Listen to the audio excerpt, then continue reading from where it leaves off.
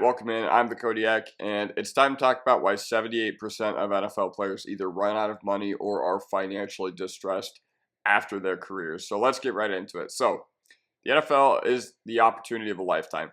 Not only do you get to fulfill a dream and compete athletically for a sport that you've probably been playing growing up and a sport you've probably been better at than everybody else you've been around while you were growing up, while most of society grinds away at jobs for months and years on end, you get to potentially set yourself and your bloodline up for generations and generations of income and wealth and just overall financial prosperity. Now, imagine you're on a college campus. Then next week, you get drafted, and suddenly there's millions and millions of dollars that hit your bank account all at once. That's a big experience of the NFL draft. And what these 20 and 21-year-olds often go through. And I was 21 2 years ago, and I could not have imagined just getting a multi-million-dollar signing bonus. Now, would it have been sick? Oh, yeah, absolutely. But most players end up spending the money from their careers not wisely at all. And let's talk about the main factors for why athletes do tend to go broke after their playing careers are over.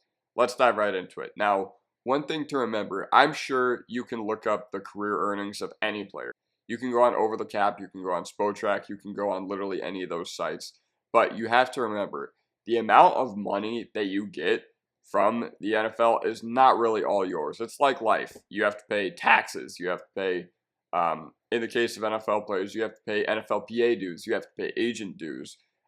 So all those, that is inherently a fake number. And taxes are an area where you can really, really get boned, especially because athletes are within the upper bracket of taxation, therefore they have to pay a lot.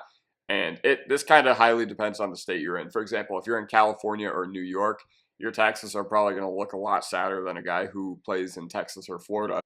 And not only do you have to pay income tax, you have to pay federal tax, state tax, property taxes in the case of these guys, because a lot of them do own multiple properties scattered throughout the country. But regardless, the amount of money that you get, that you make from an NFL contract, does not end up being all yours. Now, another thing we need to talk about is athletes can fall into the trap of making stupid investment opportunities. And athletes, they don't owe us anything regarding, their personal finance or what they decide to do with their money or what they don't. But at the same time, there is a laundry list of investments that athletes have made that have been really, really poor choices. And I'm not really going to get into specifics because there are so many examples out there on the internet of athletes just doing the dumbest things with their money. Like, for example, this doesn't really pertain to the NFL, but Scottie Pippen bought like a $50 million private jet that needed $2 million in repairs to get off the ground. Even the best athletes probably don't have 50 mil just lying around. When family and friends completely hounding them for money. Tyron Smith doesn't talk to his family anymore, and crazy, crazy stuff would happen. Like distant cousins chasing him down in hotels when he was on the road for money. And with these NFL players, how many of you have actually come in contact with an NFL player? Now, there's a guy who's actually going to be drafted to the NFL next year, whose older brother I sat next to in math class, but that's about the extent of my, whatever. It's very rare for anybody to come across an NFL athlete or a guy who ended up making it to the NFL, let alone very rare for somebody's inner circle, like their family or one of their best friends, to end up making it to the NFL. Therefore, there's a mentality that like, okay, yeah, I'm going to help these people out when I eventually get there. But then they get taken advantage of. They ask the athlete for money, and then, I don't know, it just kind of deteriorates the relationship from there. And if you think about how many distant cousins like are in your own personal life, think about if you have like 150 like second, third, fifth, fourth, fifth cousins. Like, I don't know, the family tree is just weird.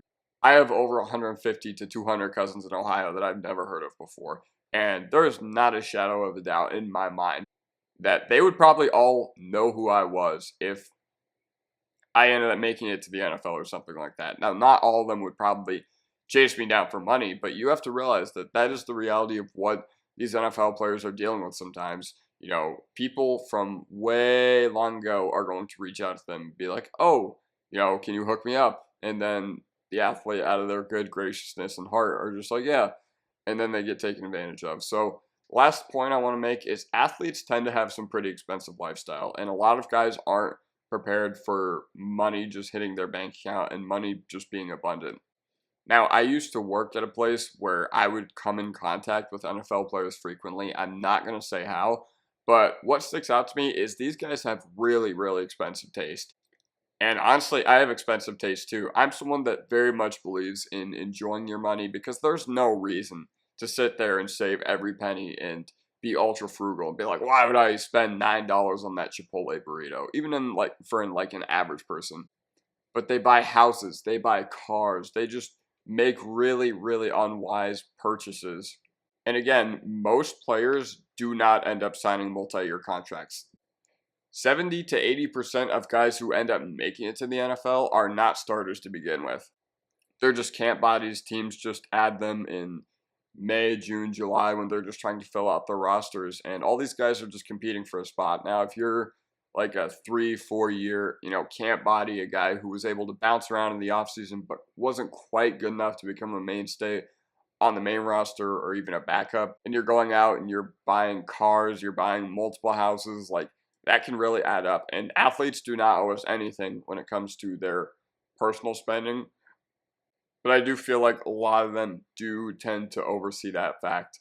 And this statistic of the majority of NFL players either going broke or running out of money probably does need to be adjusted because, like the average playing career, it needs context. It needs context as to if you are a first round pick, if you are a Pro Bowler, if you are a mainstay. Because again, most guys who make it to the NFL do not ever earn significant snaps. So yeah, but that just basically does it for me. I thought this was a fun little video to make, and I will see you guys next time. Peace.